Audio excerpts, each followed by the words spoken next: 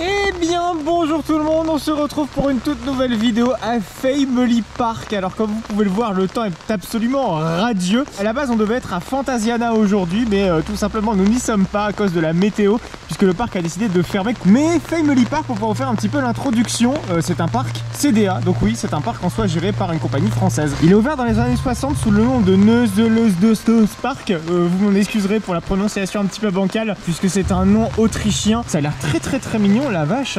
Oui, parce que c'est un Markenpark. Un Markenpark, c'est un parc sous les contes de fées, hein. C'est ce que traditionnellement fait Efteling, mais de manière un peu plus ancestrale, va-t-on dire, surtout quand on voit la date d'ouverture du parc. Bon, les ambitions de la CDA paraissent très claires, hein. C'est vrai que des parcs en Autriche, on n'a absolument pas du tout. On est situé à presque 40 minutes de Vienne, donc la capitale autrichienne. On est vraiment pas très loin. On sent que la CDA a envie un petit peu de développer l'industrie du loisir ici en Autriche. Fantasiana étant le deuxième plus gros parc du pays, mais le Prater, hein, qui est une grande foire en plein cœur de Vienne, est déjà très populaire. Donc en soi, c'est pas un pari très risqué. C'est vrai que c'est bien de le développer. Le parc est vraiment super mignon. Dans une zone un petit peu romaine avec plein de petits stands de nourriture. Et derrière on a un petit flume, rien de bien transcendant en soi, mais qu'est-ce que c'est bien thématisé. Donc un petit flume, et derrière on a le Grottenblitz. Cette attraction est en fait une copie de ce qu'on peut retrouver notamment à Parque Güeñes Madrid, c'est-à-dire Correcaminos Bip Bip. Donc vraiment le même layout.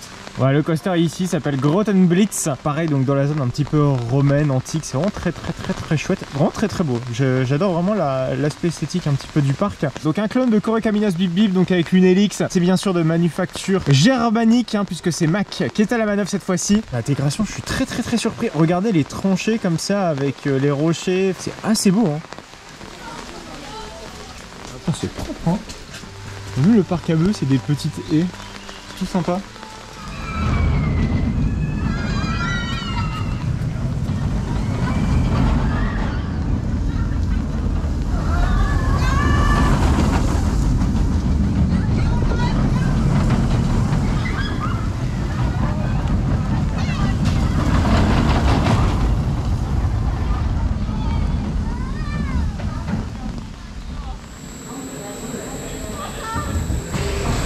Il est pas très bien rempli ce train.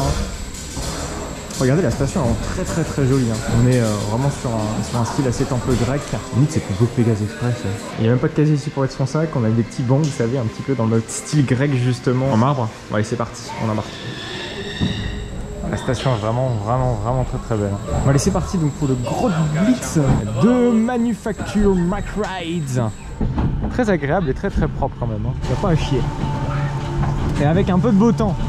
C'est vrai que contrairement à l'introduction de cette vidéo qui était tout sauf aussi ensoleillée que ça l'est aujourd'hui, là maintenant, plutôt, là c'est vrai que c'est très agréable. Donc c'est parti, on attend bien sûr la grande descente, peut-être 2-3 petits guillis au ventre, on est quasiment à l'arrière. Alors je me suis pas mis à l'avant expressément pour éviter d'avoir le 0 car là, qui est beaucoup trop gros. Allez, c'est parti. Oui, ouais, un beau splashdown. Ah, il est tout sympa, hein. Pas un peu de vibration. Ouais. Ah, c'est dommage, on décolle pas. Je suis pas senti décoller du tout.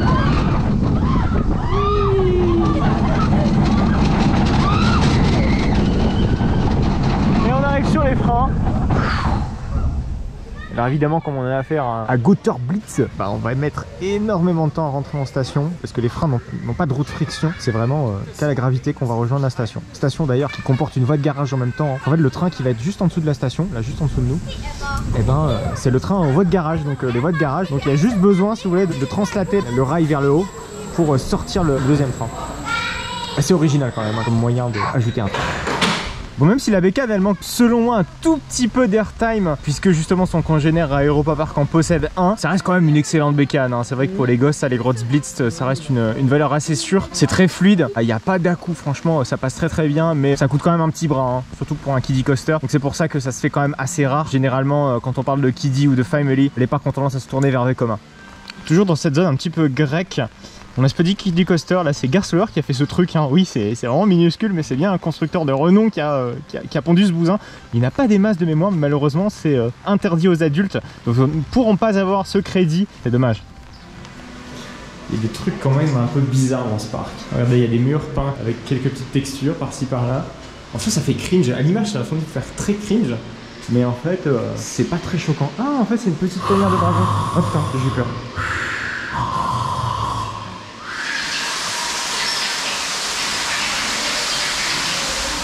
Ouais, autre petit coin très joli du parc. Regardez ici, on a plein d'aires de jeu pour enfants. Franchement, si vous avez un gosse, je pense qu'il va vraiment s'éclater ici. Il y a plein de petites choses justement pour lui. Et là, regardez cette belle gare. Alors bon, c'est un train tout ce qui est plus classique en soi, mais la gare me fait énormément penser à celle de Voldampf à Trips Drill. D'ailleurs, l'esprit du parc fait très Trips Drill. Hein. Je sais pas, c'est un mélange de Trips Drill, Efteling, enfin un Marken Park quoi, mais avec un charme non désuet. Vraiment, vraiment, c'est très très très joli.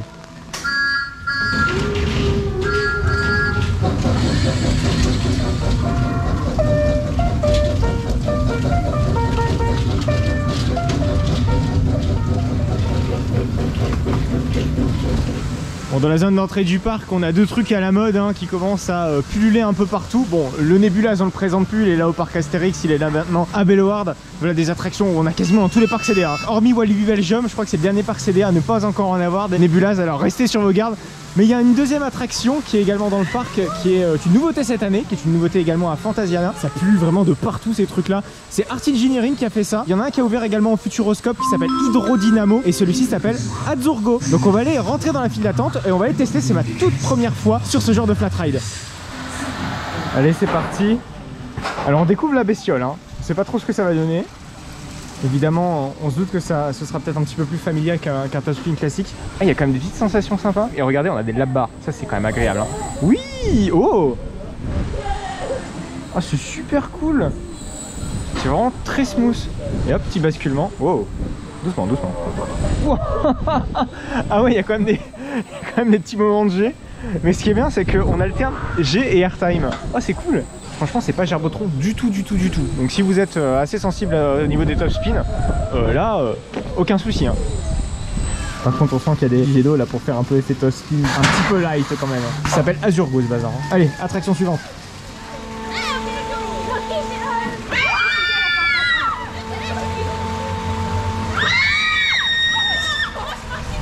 Non mais qu'est-ce que c'est que cet épouvantail?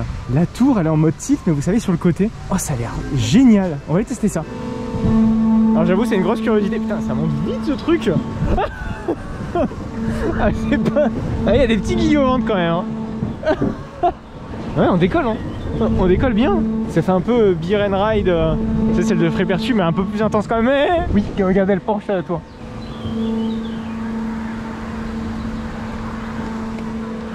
Ah, faut vraiment le faire pour le croire ce truc, non mais c'est une Topple Tower mais sur un axe. C'est une nawak. On rentre dans une zone dans laquelle la CDA a un peu cassé sa tirelire. Il s'agit d'un flume, mais pas n'importe quel flume, parce que vous êtes en train de me dire oh, ok un flume c'est nul. On a affaire ici à un flume Intamin comme Chiapas d'Iwasaban. Vous devez vous en douter, c'est pas quelque chose de très commun. Surtout dans un petit parc comme ça, très sincèrement. C'est vrai que CDA a vraiment cassé sa tirelire pour offrir un ride de qualité et familial en plus pour le parc d'attractions. Donc on va faire Biberburg, en tout cas c'est son nom, le Flume Ride Intamin, comme Chiapas. Bien sûr, on va essayer de retranscrire l'expérience du mieux qu'on peut. A priori il a posé quand même quelques petits soucis techniques le bousin hein. Et vous allez voir qu'il y a quand même des éléments qui ressemblent un tout petit peu à Amazonia, donc la nouvelle attraction qui a ouvert à Bellewaerde. Bon même si ça reste différent hein, parce que entre un raft et un flume, mais vous allez voir notamment un petit ascenseur vertical qui fonctionne un petit peu de la même façon justement qu'Amazonia. Donc c'est parti, on rentre dans la partie intérieure de la file d'attente qui est super belle cette file d'attente vraiment.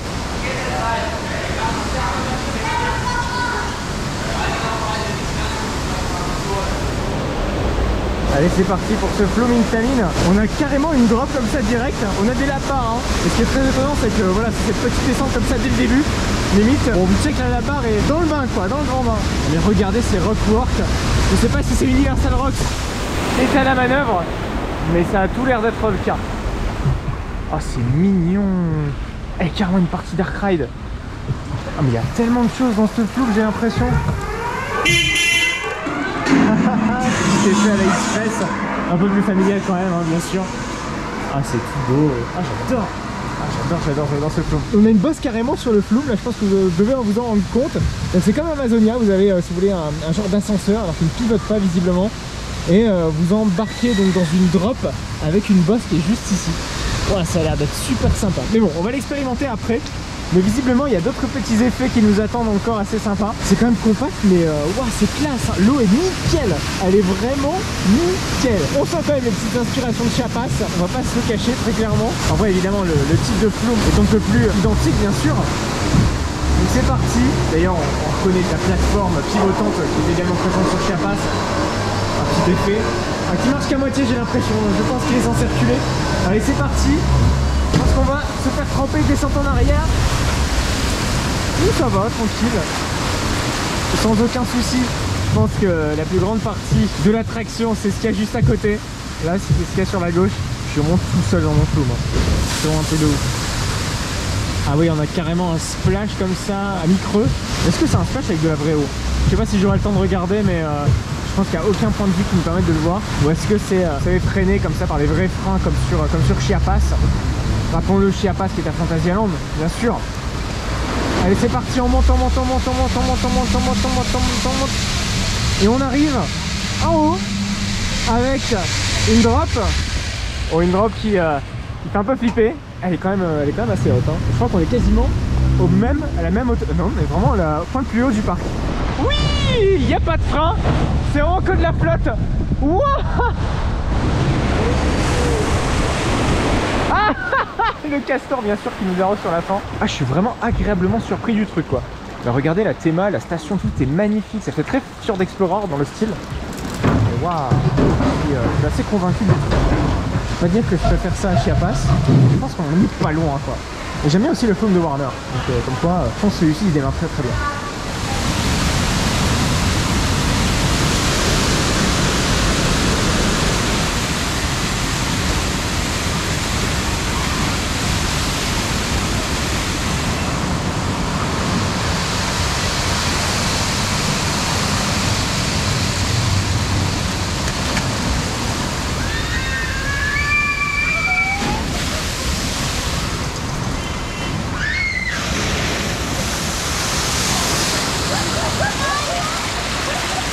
Alors ce flume, je suis vraiment très agréablement surpris.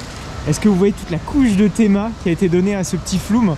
Alors un petit flume mais quand même très technique, hein. Vous l'avez vu, il y a des tables tournantes, des tables de transfert, des drops, etc. On a des lap bars. C'est pas un petit flume quand même niveau technique, hein. Ça a dû être très compliqué à mettre en œuvre. On a des ascenseurs, enfin bref, il est très complet ce flume. Mais regardez-moi cette théma quoi. C'est très mignon, ça s'intègre extrêmement bien dans l'environnement. Waouh, je suis très impressionné quoi. C'est vrai que les flumes ça reste assez classique, mais ça plaît toujours aux familles et je pense que la cible du parc elle est très clairement axée là-dessus. Le choix est assez parfait et presque même surprenant quand même. Un flume Intamin c'est osé. Ah puis j'ai oublié de vous évoquer cette partie Dark Ride là. C'est très simple hein, mais purée que ça fait bien le taf hein. Vraiment très surpris.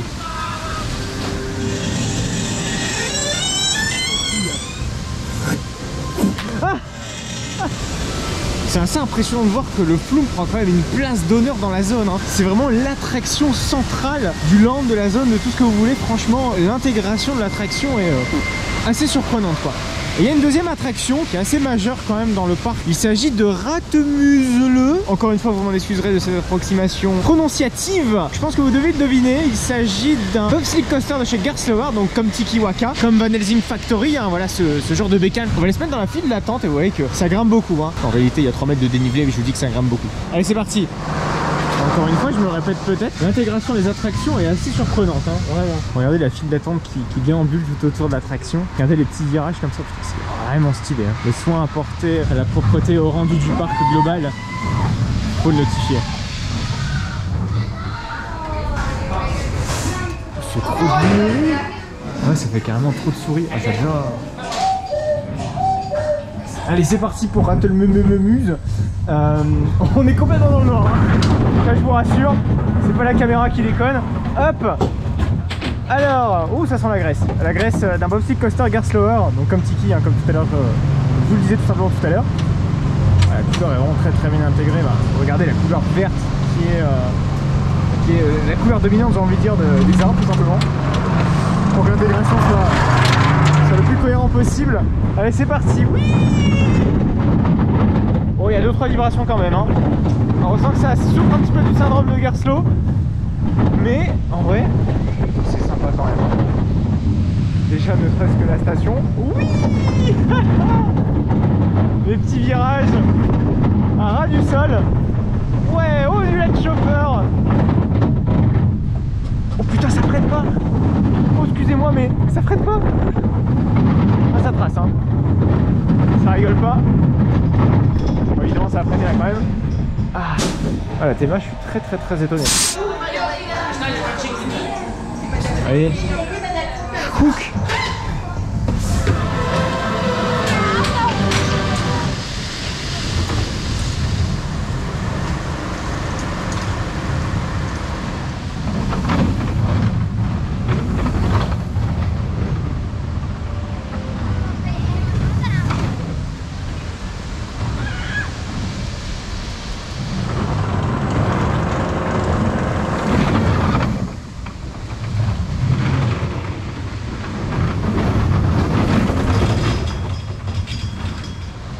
C'est un super bobstick Gerstlauer, hein. En soi, il est pas très grand, il est pas très long non plus, hein. C'est vrai que ça reste une taille assez modeste, mais le fait qu'il soit sur une colline comme ça, avec de beaux petits virages, de beaux petits Z-choppers, avec beaucoup de végétation, waouh. Et là, la Thema à l'intérieur, elle est vraiment très belle, hein. On a affaire à un petit parc ici, on n'a pas affaire à un gros parc CDR, hein, non, loin de là. Même si je sais que leur ambition est peut-être un petit peu plus grande, mais vraiment très chouette. Vous n'en déconviendrez pas, ce grand virage en hauteur là comme ça pour faire un demi-tour, ça fait très Anubis quand même, hein. Bon là ça se voit pas très bien, mais vous l'avez vu en on-ride, on reconnaît quand même la patte Gerstlauer. Regardez comme ça le dénivelé, magnifique, hein. On l'a vu tout à l'heure dans le bobstick Gerstlauer. On a un wave swinger, mais un wave swinger vachement esthétique et très bien intégré au parc. C'est le même modèle qu'Anigloland, je pense que vous devez vous en douter. Et vraiment regardez la végétation et tout, c'est parfait, c'est juste ce qu'il fallait, surtout pour un Marathon Park. Dans un coin paumé du parc, alors c'est vraiment tout au fond là, on a Grottenblitz qui est juste ici. Là on a bon, un gros poulpe qui est plutôt sympa quand même, alors même si les couleurs sont un peu osées, je trouve que ça se marie très bien avec toute la zone, il n'y a aucun souci. Mais voilà, faut prendre ce chemin pour aller dans un flat ride quand même qui est plutôt intéressant, qui débite pas tant que ça quand même, mais intéressant. C'est un Skyfly de chez Gerstlauer. Ah, l'intégration est vraiment très belle, regardez, ça fait arène romaine, ça fait beaucoup penser au Colosseo d'Europa Park. Bon, vous allez me dire en même temps, tout ce qui va ressembler au Colisée va ressembler au Colisée d'Europa Park. Mais bon, un Skyfly de chez Gerstlauer déjà, dont l'intégration est absolument magnifique. Mais regardez, c'est vraiment zone romaine et tout, mais vraiment très belle. On va aller s'engouffrer hop dans la file d'attente et aller faire quand même un petit tour de Skyfly. On ne refuse jamais ce genre de flat ride. Il s'appelle Leonardo's Flugmaschine.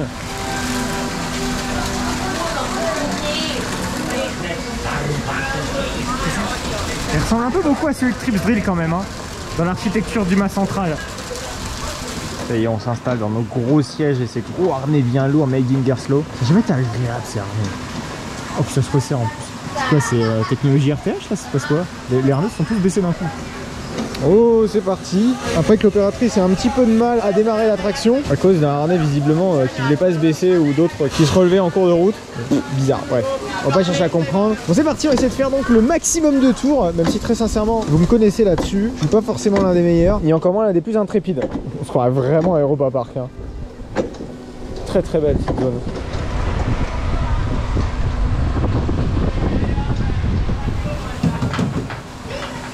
Quand on voit que c'est l'attraction la plus populaire, hein. Malgré l'affluence du parc qui est presque quasi nulle, ouais, le bousin il débute pas fort.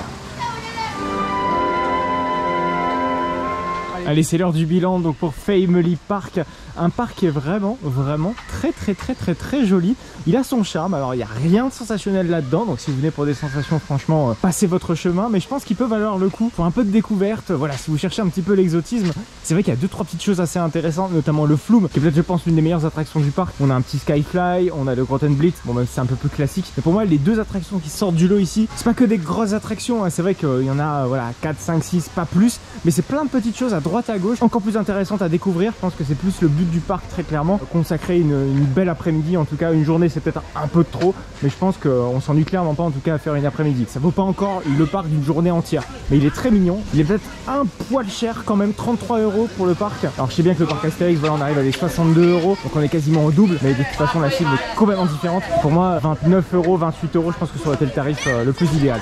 Bon, ce qui manque à Family Park, je pense que vous en doutez, c'est clairement un gros coaster. Alors certes, on n'est n'éprouve pas forcément le manque, hein. C'est clairement pas pour ça qu'on vient ici. C'est vrai que la concurrence va bientôt arriver avec Fantasiana qui va ouvrir son très gros coaster. Ça va être un Striker Coaster. D'ailleurs, en parlant de Fantasiana, ce sera la vidéo de la semaine prochaine. Donc abonnez-vous bien sûr. Il va y avoir le Wiener Prater qui va avoir également un Striker Coaster. Enfin bref, les parcs du coin ont tendance un petit peu à prendre en puissance. J'espère que CDA continuera à investir en tout cas dans Family Park.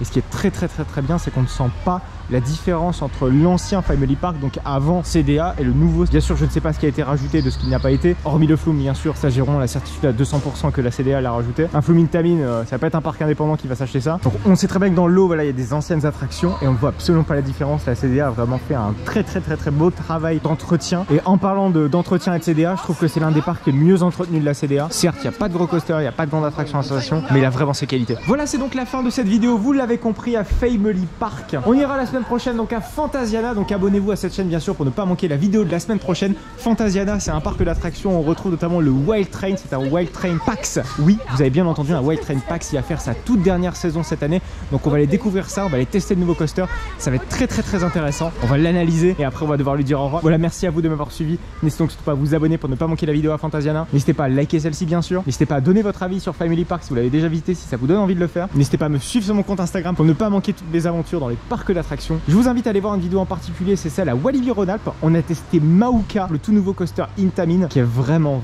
très sympa. Il y a de très chouettes airtime, il y a de très chouettes éléments. Je vous invite donc à aller découvrir cette vidéo sur Mauka. C'était à Walibi-Rhône-Alpes, tourné en juin dernier pour la soirée de Coaster Tube et de EDB Attraction. Il n'en reste donc plus que quelques secondes pour pouvoir cliquer et aller voir cette vidéo.